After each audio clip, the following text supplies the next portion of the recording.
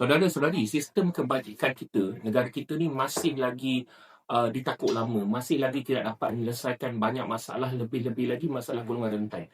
Saya tak tahu nak salahkan kerajaan mana lah, sebab saya lihat benda ni adalah satu berterusan daripada Barisan Nasional ke Pakatan Harapan ke Perikatan Nasional ke Kerajaan Madani. Banyak polisi kebajikan ini kita tak fine tune untuk memastikan yang kita boleh bantu rakyat, lebih-lebih lagi yang berada dekat jalan. Jadi saya rasa ramai tahu sejak tahun lepas Tim Demi Negara kita ada buat satu program khas yang akhirnya dijadikan satu program yang rasmi iaitu Jelajah Lorong, di mana Tim Demi Negara akan menyantuni mereka yang merempat di tepi jalan. Saya guna kata merempat sebab itulah hakikatnya, memang merempat di tepi jalan. Jadi setiap kali bila kami turun untuk ke Jelajah Lorong tu, kami akan bantu seramai mana yang boleh untuk keluar daripada lorong. Kami dah rumahkan ramai asnaf, kami dah bantu ramai golongan rentan untuk memulakan kehidupan dan untuk membina hidup. Kita dah bantu ramai.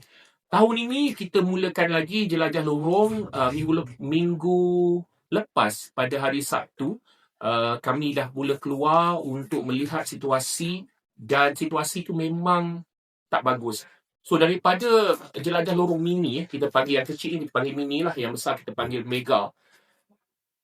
Kami ada jumpa beberapa kes yang perlu dibantu, termasuklah kami sekarang dalam proses untuk merumahkan beberapa keluarga asnaf, termasuk keluarga asnaf yang kami jumpa dekat tepi jalan.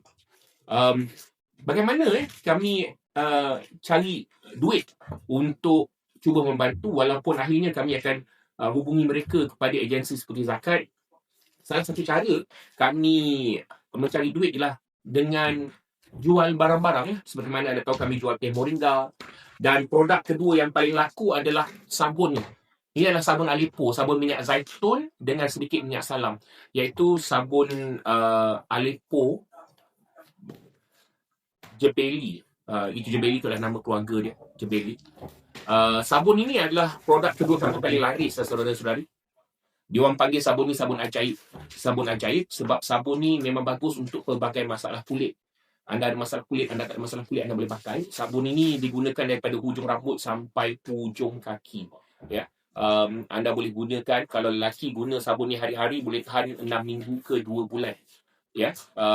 Boleh digunakan untuk anak-anak kecil. Sabun yang sangat bagus. Biasa kalau kami jual RM17 kalau masa promosi, atau RM18 sebuku.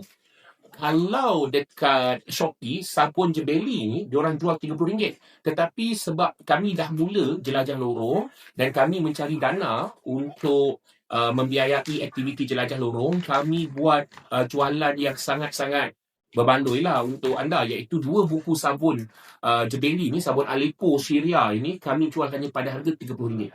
Okey, hanya pada harga RM70. Boleh COD ataupun anda boleh buat seperti biasa transaksi melalui bank, pulang kepada sahabat-sahabat sekalian. Tetapi sabun ni, saudara-saudari, adalah sebahagian daripada kita punya produk yang kita jual sehingga 2 tahun kita mulakan perniagaan ini. 2 tahun kita mulakan perniagaan kita yang sekarang dah diiktiraf sebagai perusahaan sosial ni. Kami dah dapat jana RM700,000 untuk diberikan kepada pelbagai inisiatif yang melibatkan golongan rentan dan mereka yang keciciran. So jadi sabun ini